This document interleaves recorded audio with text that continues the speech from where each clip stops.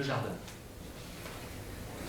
Le jardin, ce que nous appelons le jardin, est en fait un pan de colline, la meilleure part du versant que déflore l'oblique rude d'un escalier en dur, au bas duquel prend naissance un étroit chemin, bientôt pentu, distribuant de haut en bas et de bas en haut les différents degrés, niveaux, plantations, expériences.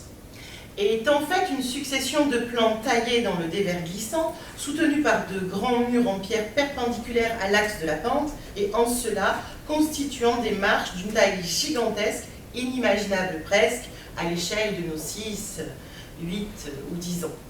Est en fait un monde en soi, un monde bien réel, dont nous ne cessons jour après jour, année après année, de repousser les frontières, et auquel nous ne cesserons également de revenir longtemps après, en pensée ou en rêve, hantés par les lieux où se meuvent les identités fluettes et lumineuses de ceux que nous sommes et que nous fûmes.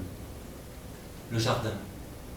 Ce que nous appelons le jardin mêle tout à la fois clartés et opacités, espoir et crainte. Le monde à nos pieds semble démesuré et profus. Il commence pourtant à l'endroit même, tout entier offert à nos regards, et nous n'y comprenons rien. Tout paraît touffu, foisonnant, indéchiffrable, mystérieux, quand cela n'est pas piquant, urticant, inextricable, dangereux. Tout est déjà là, virtuellement contenu dans des frontières qui n'en sont pas. Mais nous l'ignorerons encore quelque temps. Cette grave et grande affaire de l'enfance, La geste, L'élan, la joie, les jeux. Le jardin, ce que nous appelons le jardin, est précisément la percée de ce chemin descendant qui lève devant nous et au passage le paysage.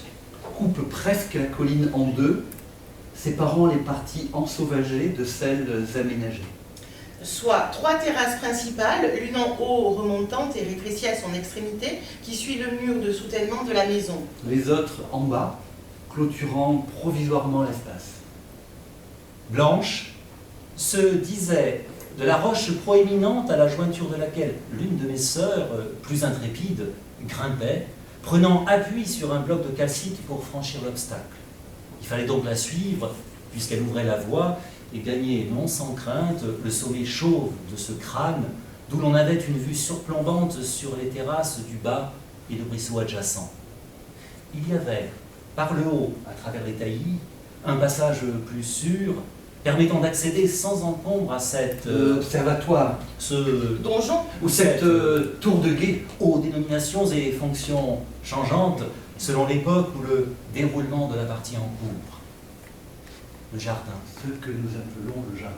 est ce qui se dérobe ou se révèle à nous d'un même mouvement, ou encore ce qui nous ouvre progressivement au secret du vallon, de la colline et du ruisseau.